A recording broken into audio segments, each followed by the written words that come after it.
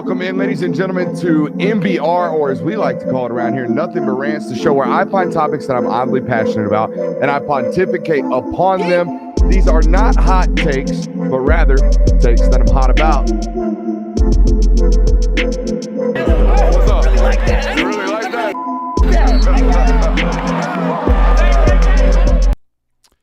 What is up, ladies and gentlemen? Welcome into the Film Guy Network here on a Monday evening.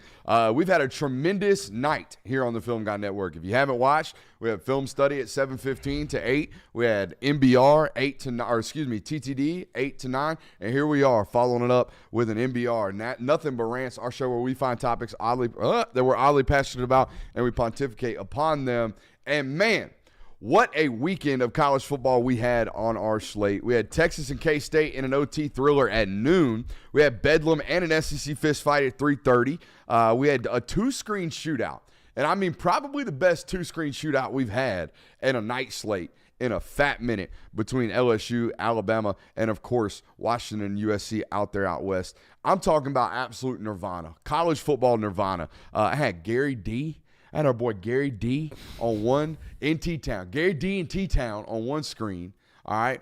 And then we had Caleb Williams and Herbie and the Heisman over there on another screen. I mean, I was just in bliss. I could not take my eyes off of it. So much so, boys, I was sitting in the parking lot in Athens, about to get up out the truck and do man on the street. And I couldn't take my eyes off the football games. I text you. I said, we're not doing it. We're going home. I'm going home, and I'm going to just absolutely mainline this football. Absolutely mainline this football, and that's exactly what I did. It was a good choice to do so. It was. I thought so, too. I was just fully invested in Alabama LSU. Yeah.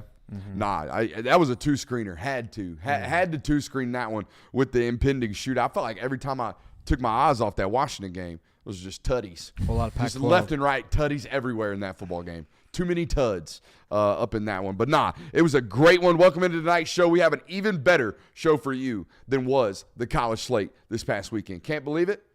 Try me. All right? Stick around. We got a great one for you. R.I.P. our boy Alex Grinch. Bama is back. Bama is back in the contender conversation. All right, Washington, was your win actually impressive? We'll talk about that tonight. Ohio State's recipe keeps Big Ten winning.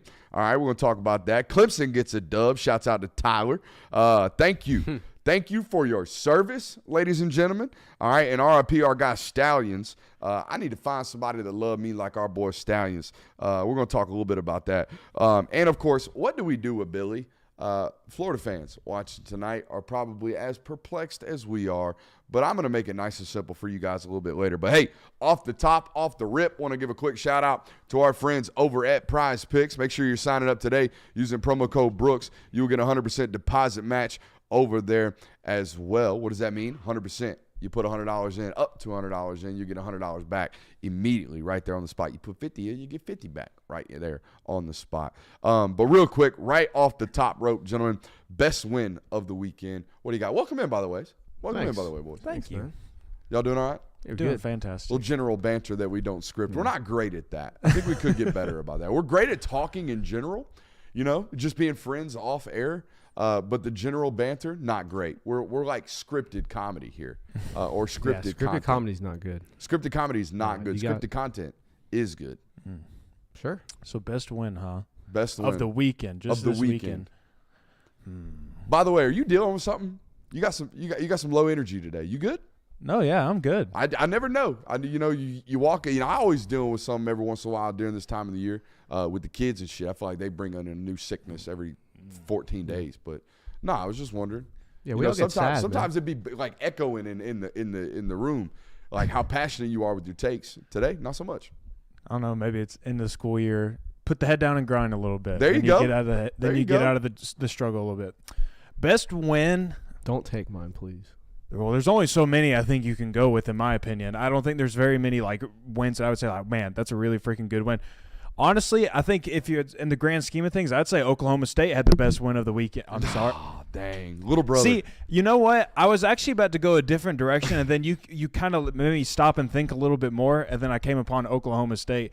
Not only just because it's the last one of Bedlam, like they got the last win in the Bedlam rivalry history until they meet up again somewhere else, maybe down the road, but just the fact that they kind of keep up their hopes, continue the season. They ruined Oklahoma's chances of making the college football playoff now, and they very well could be in the Big 12 championship game against Kansas State or someone else. They're going to have a South Al at home loss, 33-7, and maybe potentially play for a Big 12 championship.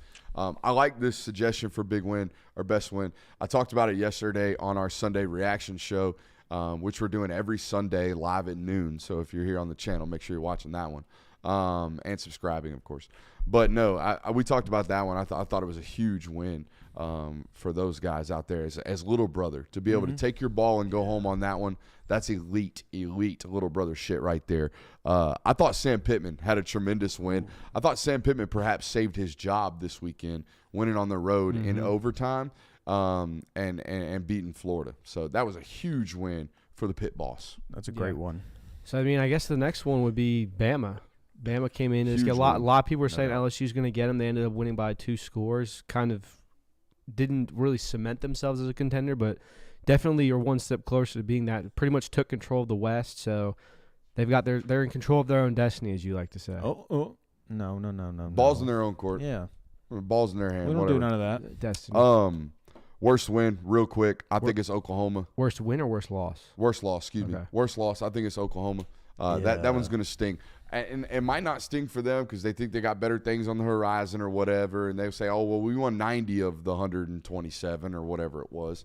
But no, that's got to suck. It's got to suck to know not only are your national title hopes like now officially gone, but that sucks for a multitude of reasons because little brother just waxed that ass. Wax that ass, huh? I mean, in a classic Bedlam style. Like 40-year-old virgin waxing or – no, I mean, they didn't beat them that bad. I'm just, it's just going to sting like a waxing of the ass is all I'm saying. Do you know that hurts? I would imagine having hair pulled from your ass definitely hurts. Having pulled hair pulled in general hurts. Yeah. So there you go. Let me get worse loss Okay, now. you go ahead. It's Air Force. You were undefeated all the way up to the season. Not only did you lose that undefeated season, not only did you lose to your rival, you lost in one of the most embarrassing fashions where it was you just got destroyed. I mean, they had 104 total passing yards. Army had 100 yards of penalties. They were 4 for 14 on third down and still won the game. Yeah, we can talk about this now. Thank you for your service was on the show sheets. I think we should just talk about it Let's now. do it. If you're Army, what are you doing? We're supposed to be helping out other branches, man. The military. Shit, wait a minute. Listen to me. Hold on. The military is supposed to work as a cohesive unit, one helping out the other. Now we had a service unit. We had the Air Force Airmen ready to go play in a daggum New Year's Six Bowl. Them sons of guns was going to go down and play in an Orange Bowl. Now, they were going to get their brains beat in, but we was going to see something. We was going to see something from a service academy. All right? But no.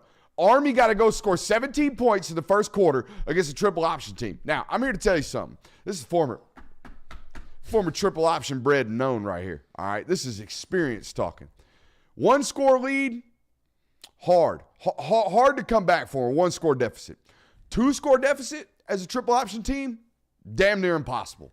3 scores, put it away. Put the kids to bed. Y'all can go home. We might as well run at a clock. Right? It's it. It's over with. We are not coming back from that game. So not only did Army just ruin our chances of the servicemen being in a New Year's Six Bowl for the first time ever, and likely ever, all right? But they put it away in the first quarter in the sense that there was no way in hell Air Force was ever coming back in this game. What in the world, man? Supposed to alley-oop your servicemen, man.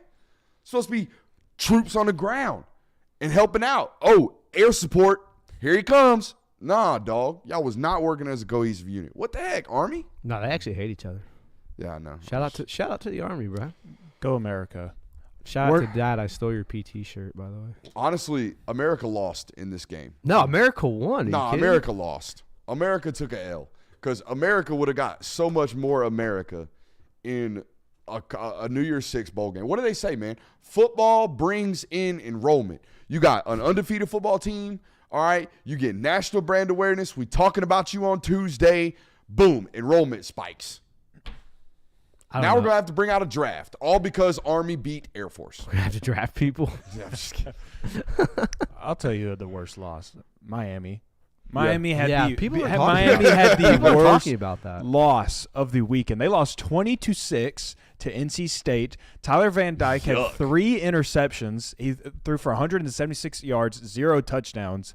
Pitiful, horrible loss. Just a few weeks ago, we were in this whole conspiracy of like, look at the madness that could unfold in the ACC because Miami's looking good. We got FSU. Clemson still haven't put them officially to bed yet. UNC, maybe it could happen. There's a world where craziness unfolds in that conference. Instead, it's turned to utter shit, and Miami is in the midst of that big old pile of dookie, and it's got their name written all over it. Poor Army. What do we do with Miami? Just pretend they don't exist. Because Miami has a win over Texas A&M and a 20-6 loss They beat Clemson, to too. NC State, and they beat Clemson. whole bunch of confusing. Doesn't down make there for any Miami. sense. Confusingness. They're the opposite of Kentucky. And you know what sucks for Cristobal? He kind of scorched a good defense. That defense is gone now because I would imagine both safeties, James Williams and Cam Kitchens, probably go to the NFL. Yeah. They got a defensive lineman, number 44, that's always been good. I don't know if he's still good, but he was highly ranked and played a good first 2 years of college. So we'll see if he goes to the league as well. So, yeah. Hey, we had a career die this weekend. I think it's dead. 2 of them. You think this guy comes back? No way. No way anybody No gives this guy another way. job, right? No. Alex Grinch, R.I.P. my boy. Now, it sucks. It really sucks for Lincoln Riley because here's the thing. Most head coaches get 2 scapegoats. Most head coaches, 1 year, our defense sucks. We lose some games because of the defense. Boom, defense coordinator fired. Don't worry. We got the house in order. Everything's okay. Next year, offense might cost you a game. Boom, offense coordinator gets fired. Don't worry. We scapegoated twice. So now we're on to strike 3. He only got 1 strike. All right, he only got 1 strike, and that's because he is the offensive coordinator. So every time the defense sucks, you can't just keep firing them because eventually you just can't hire the right defensive coordinator. And by the way, who would want to go play defense or coach defense for Lincoln Riley? Everyone will think, oh, great, he got rid of Alex Grinch. This is a turning of the new leaf. And I think USC fans listen to this, if you exist, you would say, we got rid of the problem. That's great. It is good. It's a sign that there's going to eventually be some improvement. But the problem is not culture. You are always going to be an offensive culture, all right? It's always going to be a culture of offense under Lincoln Riley. That's fine. Culture. But structurally, you are just built incorrectly. You just pour way too many assets into the offensive side of the football, and you don't give any watering to the plants on the defensive side of the football, okay? And you would think it would be counterintuitive to what you're doing culturally. Culturally, you're a great offensive mind. You scheme better than anybody else. You have great offense. You can do – so wouldn't you be able to do more with less on that side of the football? Like, don't you think you would allocate a lot of resources in terms of player acquisition to the defensive side of the football? Nay. Nope, that's not what Lincoln's been doing. For years, Lincoln's been just stacking his offensive side of the football and just telling guys like Alex Grinch, hey, do with less. Do with less. Do with less. Now, Alex Grinch is not good. We all make our jokes about that. He has not been good. They are misaligned, and they blow assignments more than any defense in the country. We know this, okay, in terms of Power 5 football. But it ain't like he's over there dealing with a bunch of 5-stars. All right. In fact, most of them are retreads from other Power 5 or been good football players in the mid-major level that they've picked up out of the portal since he's gone to USC. If you're going to coach defense, all right, at USC, you have to go into that interview saying, Lincoln, are you actually going to give me good ingredients, or am I going to have to be making chicken salad out of chicken shit every Saturday? Because if so, save me the time. You can fire me in 3 years. I'll just go somewhere else. You know what I mean? And that's kind of been what it's been at USC. So I know the Alex Grinch story is great. He's gone. Good for USC. But it's a structural conversation for me at this point. Always has been with Lincoln Riley. Yeah, most coaches in this situation get put on probation a little bit. Like, all right, you got your DC out of the way, or you fired your offensive coordinator. Now you're just on probation. Nah, Lincoln Riley's on house arrest right now, and if he steps his foot outside of the house, we're putting his ass in the clanker, and it's not going to be good. So maybe he goes off to the NFL and he avoids all of this, finds a way outside of the country, and misses it. But it's not looking good. What? Shit and ass. It's 2 cuss words from I Jay hope one Mama's night. not watching. My boy cooking. As long as it's not the F word, man. Yeah, that's right. We hadn't said it in a while. Yeah, no, you're due for one. I am. Go ahead. You're about to say it. aren't you? Nah, it's not. It's You're gonna not. say I it, don't, huh? I don't feel it yet. Somebody's gonna get me tonight. Something's gonna irk me and perturb me to the point where I might say an F word. It might be Shane Beamer's ass. His ass? I mean, just in general. All right. Just in general. What do you got? Where are we at? On You got Alex Grinch's I thoughts? mean, yeah, you've pretty much said everything that needs to be said. You're not going to do much on defense unless you allocate things. I do think this will help a little bit just because you're going to have the main problem is not going to be there anymore, so that might help with recruiting a little bit. I mean, as soon as the day he got fired, they got a 4-star commit to defense. So it's kind of like it's kind of like that kind of bodes well for you, but it also at the same time, I don't think you're going to be able to do much on defense no matter who's there. Yeah, nah. It's like I said, structural thing with Lincoln. I've cried playing football. Here we go. I've definitely cried playing football. Not due to pain, not due to physical pain, because we're tough individuals. Emotional pain. But I ain't never cried during football until my season ended. So hot take. The tears from Caleb Williams confirm Emmanuel Acho's thoughts. He's done. Heisman out the window, Pac-12 championship out the window. He cried. He's quitting. Emotions only show when the season's over, right? It's my take. That's an interesting take. It's like it's baked in like 75% joke, but in all seriousness, I didn't. Everyone cries at some point in your football career, or else it didn't mean enough to you. But I didn't cry until I knew my season was done. Until I knew that was it. That was it this time. We'll see you next time, if there is a next time. So yeah, he's done. Won't play another snap, USC. That's a hot take. That's a joke, but yeah. Yeah, I'm gonna say I don't know if that's gonna happen. What if it did? That'd be cool. You'd be. We'd clip it all the way up until that's a joke. No Strabizes. Yeah, for sure. Strikes again. Strikes again. What do you think of it though, as just a general, like watching him like climb into the stands and be like coddled by his mother? I mean, dude, I don't think that's the time to make jokes. I don't like to joke about people who show emotion or cry. To me, it was confirmation of something that I already knew. It's that he cares about football. Yeah. He genuinely cares about what's going on. And this is a guy who's been told he's hot shit since he was 14 years old. Yeah. You know what I mean? 15 years old. And sometimes when you're really, really gifted, sometimes you lose the love of the actual game that you fell in love with when you were like a child. And I think that's sometimes what goes by the wayside when it becomes professional. When you start making money, sometimes you forget that you're playing a child's game.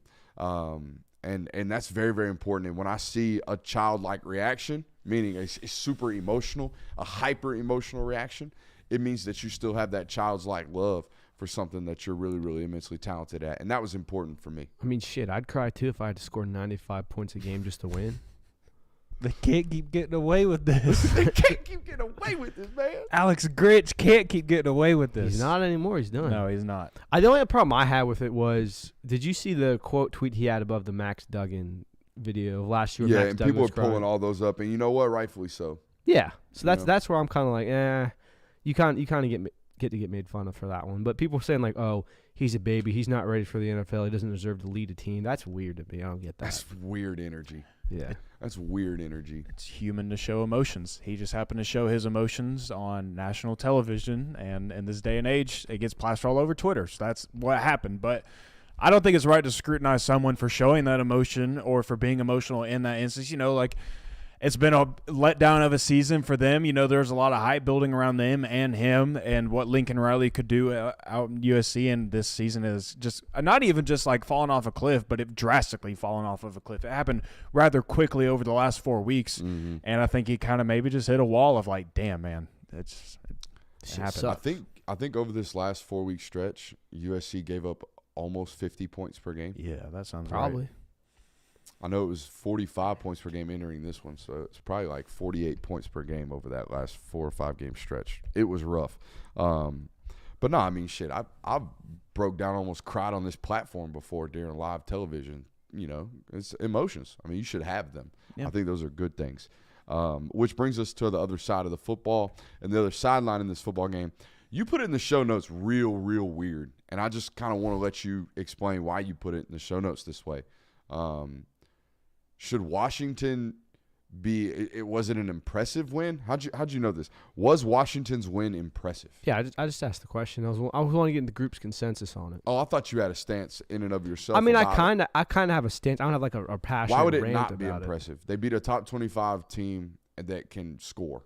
Yeah, I mean that's kind of what would make it. They came in and handled business on the road against a top 25 team. For that, it's absolutely, you should totally get respect for it.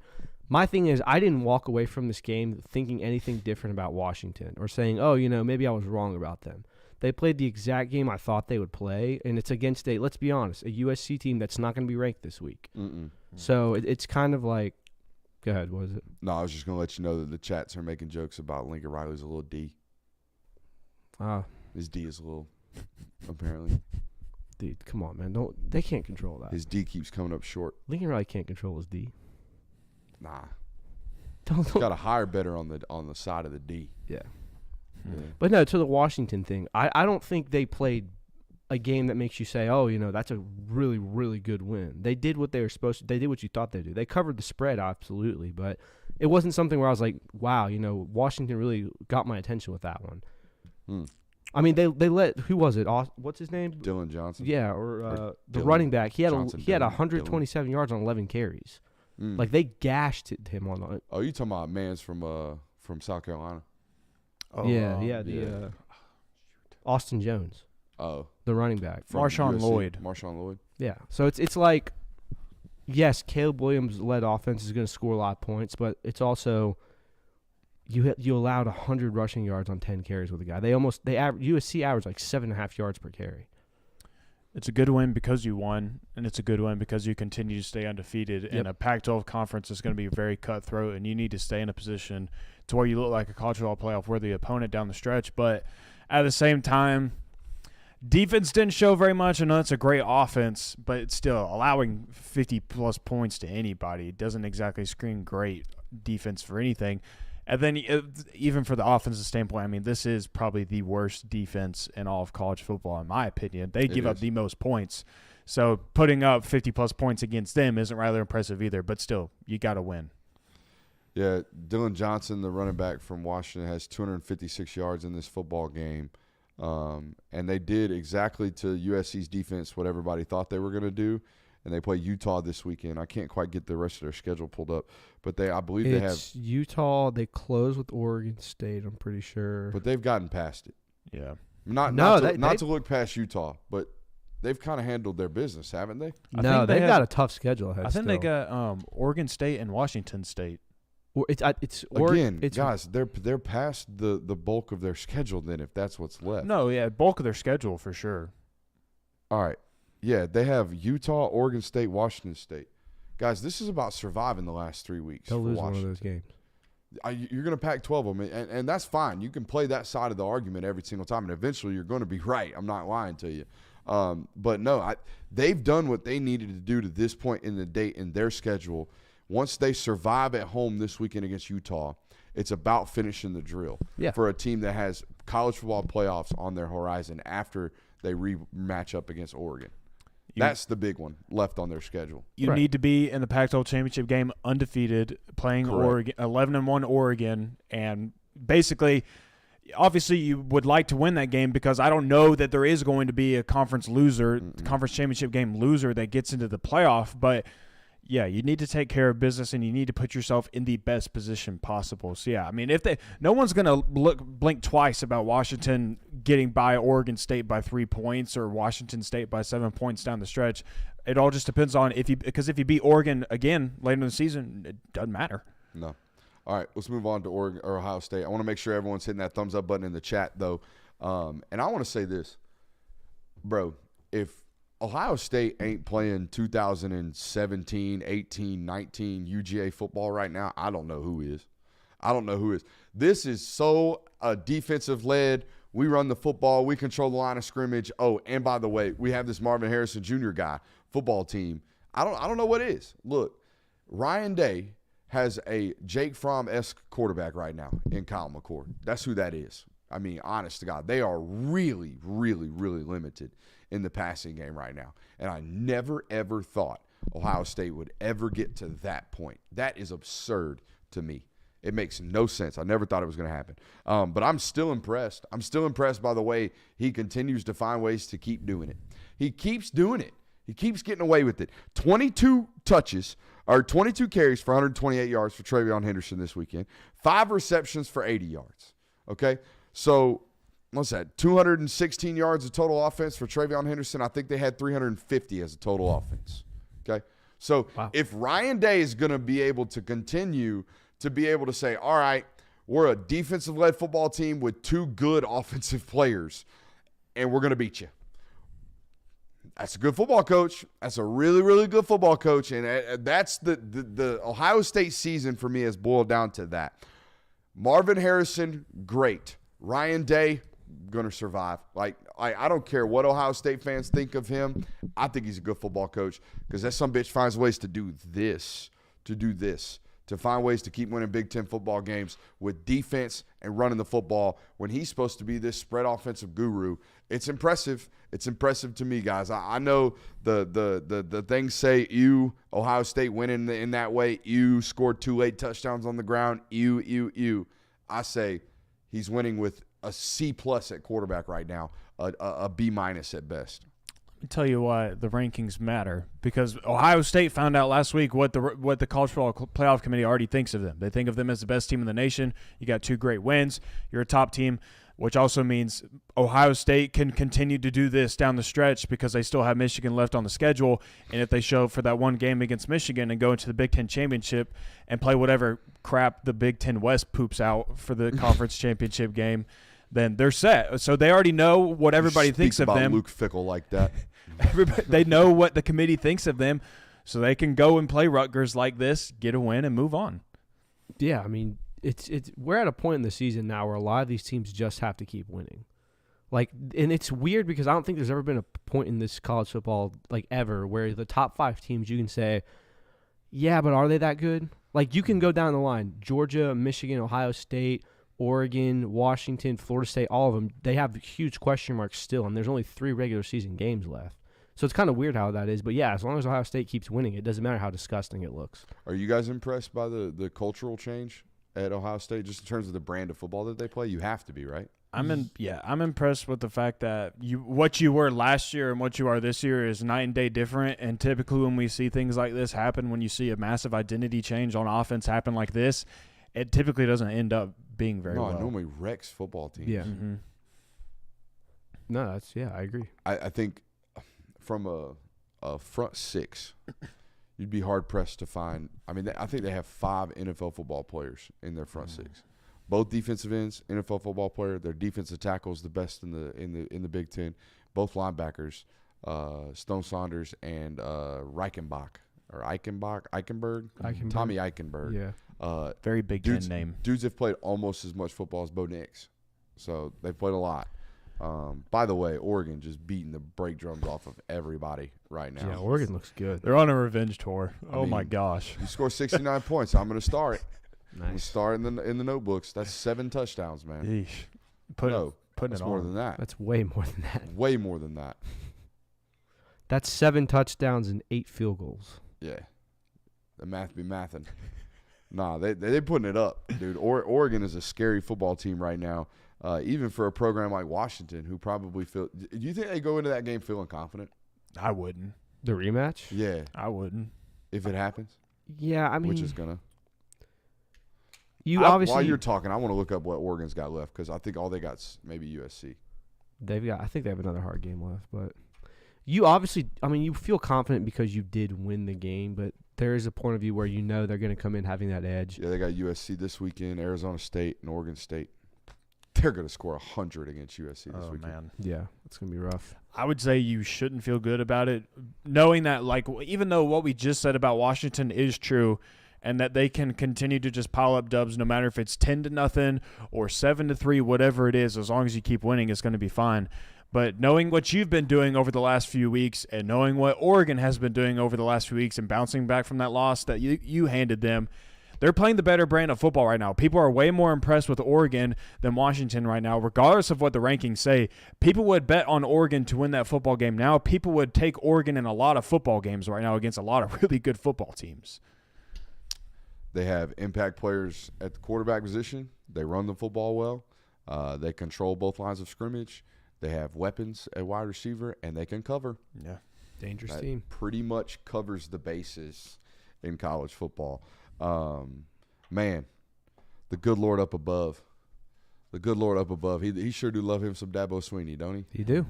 That boy loves some Dabo The Swinney. blessed son of college football. Yeah, a little bit more than even the Catholics. Mm-hmm. Well, you know. Slightly. Yeah, I mean. Some would say by like 7 points. Yeah. I was gonna make a Catholic joke, but No? nah. No? How about just analysis on the football game? You got that? I said this was the I type. got a killer Clemson stat, by the way. Go ahead. We should have led with this. This is Clemson football right now. You ready? Mm-hmm. I know they won the football game. That's great. Dabo Swinney told everybody in the world, buy Clemson stock. Do it. That's fine. But unless you figure out wide receiver and unless you figure out offense, shit's downhill. And listen to this. Clemson is 12th right now in college football, all of college football, in yards allowed. Okay? Nice. They are 57th in points per game. Do you know what that means? That means they have horrendous field position all the time. You know why? Because they offense be punting. They offense be punting, and they offense don't be moving the football. So their defense is facing shorter yardage than anybody else probably in college football, so much so that it's worth about 45 slots. 45 slots in terms of differentiation between yards allowed and points allowed. That's tough to do. And this defense is still really, really, really, really good for now. Have you seen their two deep? You should check it out. You should check it out, Dabo. Because right now we got a bunch of fifth-year guys that didn't have a chance to go to the NFL and stuck it out with us thanks to a COVID year. And then, boom, freshmen. So you're only going to have great defense for about 18 more months on paper, unless you're that great at developing and starting sophomores next year, which I don't know, he might be. But it's not looking great despite the fact that this was a win. And I know everybody's going to be like, oh, look. Clemson, back on the rise? Maybe. I see a lot more signs of demise than I do signs of rise, even after a win. I know. It's crazy. So you're not buying the Clemson stock? No, like if Clemson was a stock, you're not buying it? I'd still let it sit. I don't. What's the value of a Clemson stock right now? Dabo Swinney says you better be buying it. Dabo Swinney said there's a bunch available and you better buy it all up. Yep. No. Buy right friggin' now. No thanks. As they stormed the field as a 5-4 football team. Yeah, they do that every time. Every game. They beat Illinois. They stormed It's the the field. most Clemson thing ever. Very weird. They beat Eastern Carolina by 60. They stormed the field. This did feel like the exact game that Clemson would win and Notre Dame would lose. It just felt like it coming into that, whereas like things are going too bad for Clemson and Notre Dame's just kind of hanging out in the top. I think spot. Clemson could beat anybody. Like anybody in college football right now. If you spot them 14 points, they'll squat on it. I think they can squat on it. Their defense is good enough. Yeah.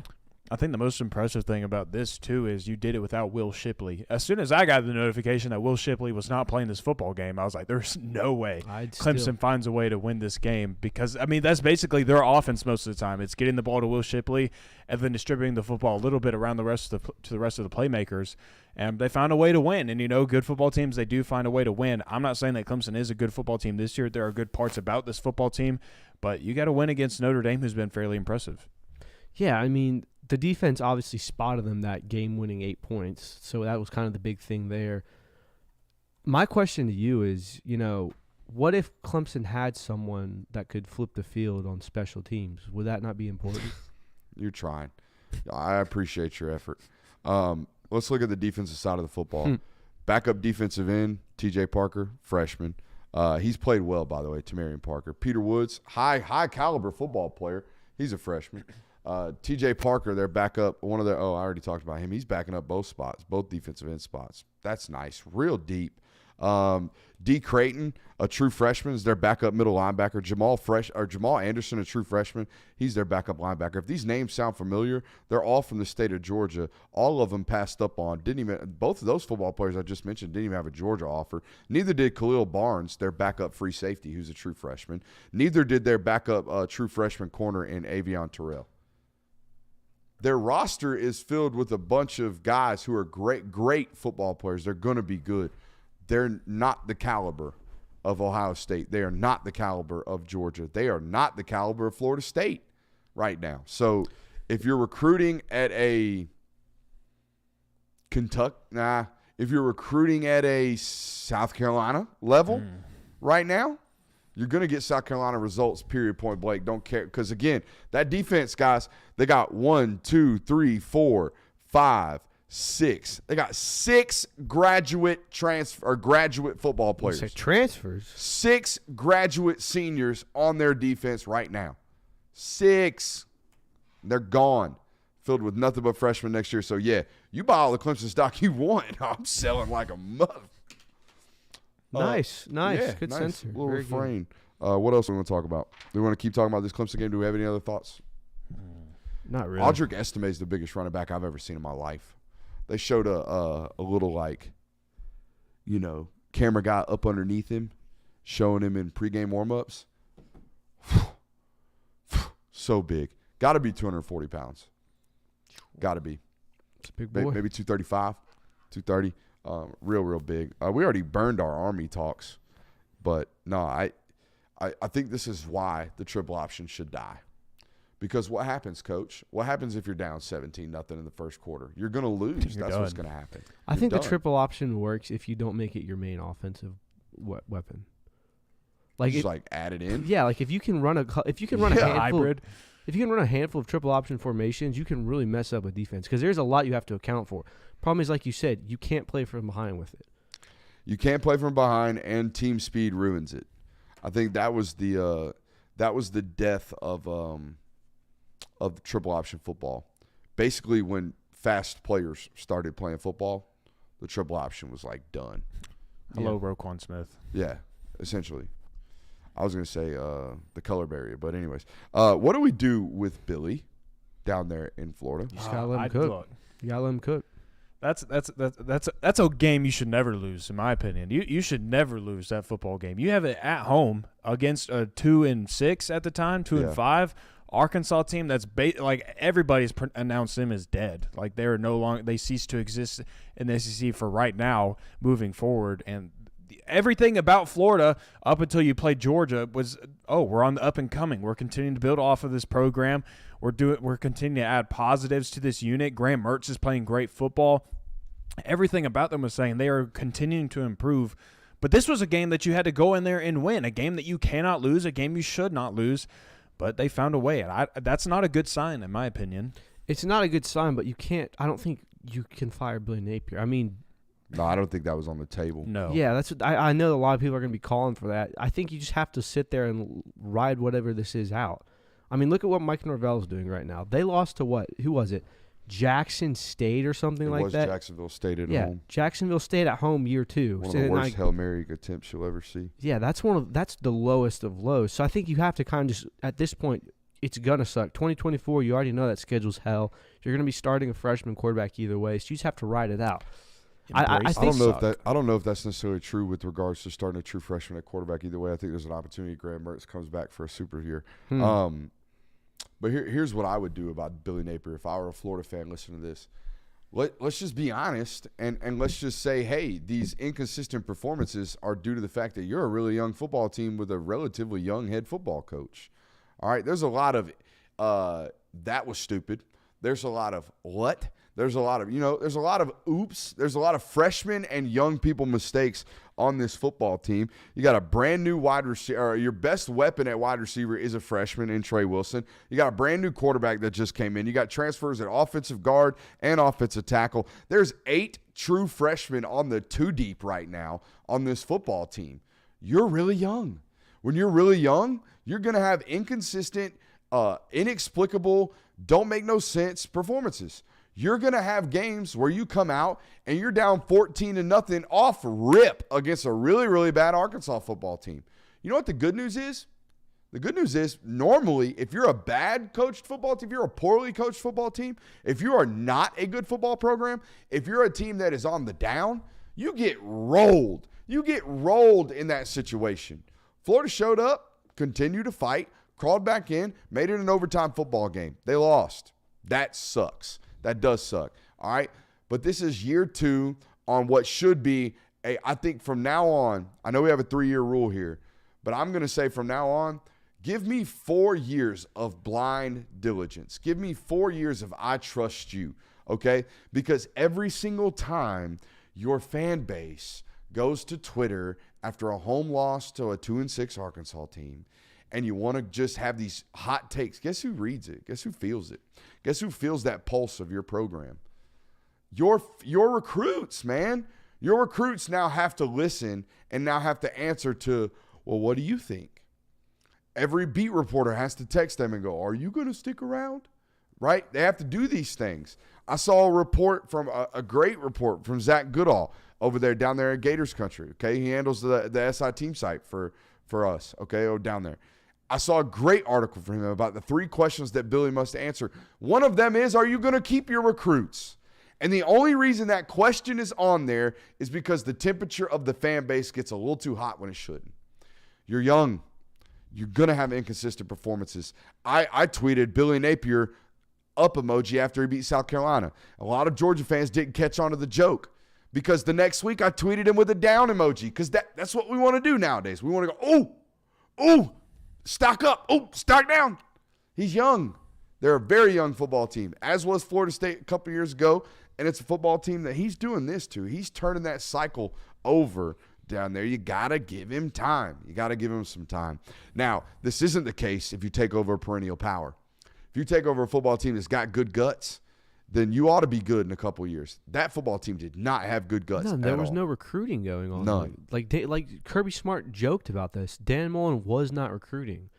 Like when Billy Napier came in, he inherited nothing.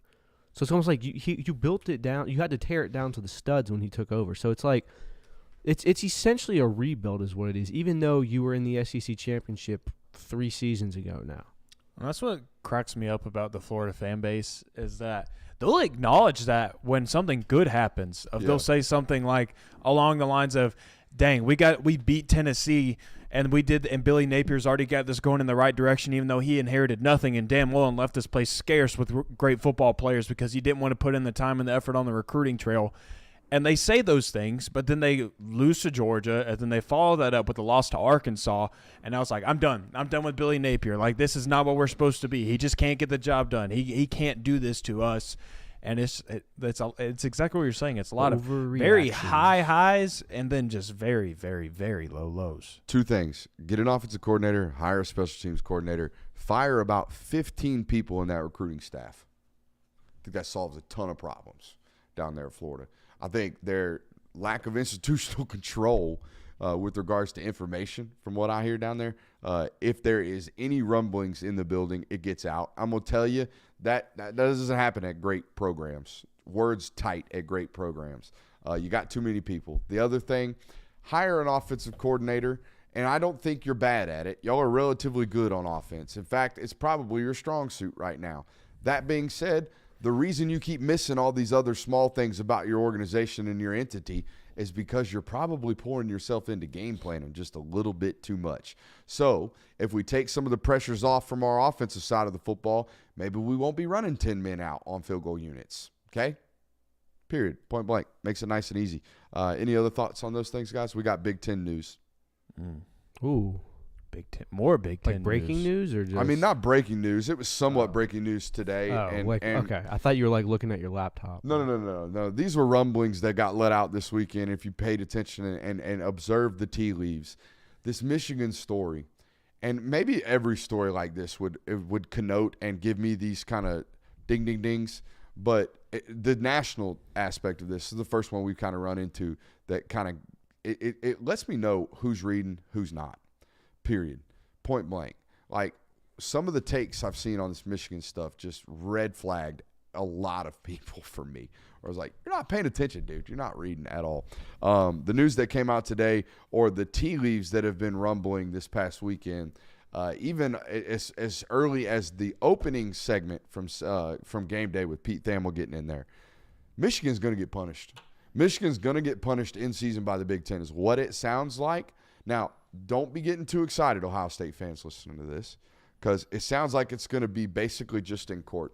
Here's what it sounds like is going to happen. Sounds like the Big Ten's going to levy some type of punishment towards Jim Harbaugh. The Michigan presidency has made it very, very clear that they're not going to have any of that because they're about to play for a national title. So what they're going to do immediately is sue the Big Ten, okay, for whatever they can do to get it thrown into court. They're going to subside this Jim Harbaugh issue and then basically sue the Big Ten. That's what's going to happen. But the Big Ten coaches are way too pissed off to not have any type of punishment levied is what it sounds like based off all the reporting from today and this weekend. Yeah, you're going to sacrifice the rest of the trust in the league for one team because they might win the national title. So it makes sense as to why they're moving forward with it. I don't know what they're going to be moving forward with, but I mean, if you're the Big Ten commissioner, and he's a brand new commissioner this year, okay, what a tough decision for you. Yeah. And honestly, you might want to make it after November 21st. Ohio State, Michigan. That'd be the 27th, November 27th, 28th or whatever. 25th. Levy your punishment after that. Yeah. Because then you'll know. Then you'll know, like, if they lose, they're probably not going anyways. Go ahead and slap him. But if they win, there's your Big Ten champion. You're not going to sacrifice an opportunity to win a national title as a conference because it does matter. The money does matter. I don't think anybody listening to this conversation, you'd be ignorant to put that by the wayside and not take it into consideration. So what happens if they sit on their hands, wait till the game, Michigan wins it, and then they're pretty much a lock for the playoff? What do you do then? You can't punish them then? No, you just sit on it until the end of the year.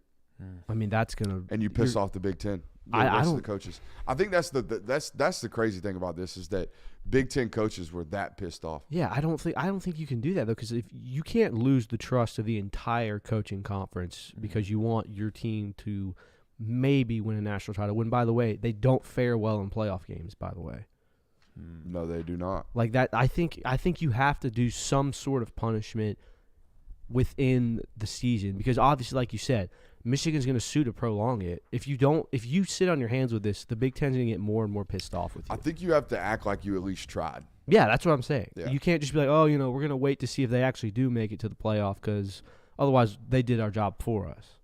I mean, they're gonna defy it and fight it anyways. For sure. The defiance from Michigan's end of this thing has been astonishing. Honestly, it's almost been like commendable. The way these Michigan men have stood They're up. going down with the ship. Oh, they are. That's for sure. I will tell you, they are riding. They're riding, and they're going to die with it. Haven't even seen a single one. I haven't seen any Michigan fans say like, "Man, I'm freaking pissed off that this happened. I'm mad that this is happening because this was our year that we should be pushing for a national title, and there shouldn't be an asterisk by it if it does happen." They are the silent minority. There's a couple of them out there, but the majority of people are saying this is an injustice to Michigan. Yeah, not a lot of the Michigan men standing on principle of doing the right thing right now. Everyone's like, no. We cheated the right way. Everyone does this. Yeah, it's Cheated very the right weird. way. It's very weird, like their arguments to counter it, to kind of like, oh, Ohio State's the one who reported Ohio it. State's the one that turned us in for our cheating. which has been debunked since then, right? Yeah, they already announced that there was no ties between Ryan Day or even his family. Who's in the FBI. Yeah, to tie this back to Michigan. That's also been the funny part about this is that, like, the former fired in Urban Meyer OC, what's his name? Coach Brian Smith, I think is his name. Mm-hmm. Zach Smith. Oh, yeah, the one. the one who hit his wife. Yes, yeah. He's the one been filling out all these fake news type things like this. Yeah, have you watched his podcast? I've seen clips of it. Yeah, and I watched again, the clips. he's very good at what he's doing right now. Oh yeah, He is very good at what he's doing right now, and he is absolutely leeching on this. And it's funny. Leeching's the wrong word. He's capitalizing on this as a brand. It's funny to watch, like, old school media run circles behind the new media. You know what I mean? Yeah. What do you mean? It's funny to watch Michigan beat reporters run with fake news stories that Brad Smith or Zach Smith started on his podcast. Okay. Is what I'm talking about. Yeah. The fact that a former coach, can sit there on his podcast and kind of joke and seriously about Ryan Day having a family member in the FBI, which is true, okay, and then kind of, who do you think turned these guys in his way, and then Michigan beat reporters being like, breaking news. Well, did you see the first theory about how all this came about? Sex crimes? Yeah, the Alex, what is his name? Alex Yost? Yeah, whatever. Alex, whatever. They're like, they began an investigation on him, and then they found out all these things. Like, wait a minute, what's going on here with Michigan? That was the internal computer scandal as well, which also got ran with by other beat reporters who kind of theorized that that's why the FBI was in there in the first place, and that's how they got in. They found all these stolen signals, and then no. The NCAA just been snooping around because the Big Ten been calling about this. Big Ten coaches been calling about this for quite some time. Hey, if you're watching right now, all right, we're about to head out for the night. Make sure you hit that thumbs up button on your way out, okay? Make sure you leave a comment as well. We appreciate you, man. We are really, really trying to grow this national hour of college football content. It's not something that we have to do. It's something that we choose to do, and it's something that we want to continue to grow. So we hope you guys can continue to tell your friends about it. Make sure you hit that thumbs up button, subscribe, rate, review. We'll see you tomorrow.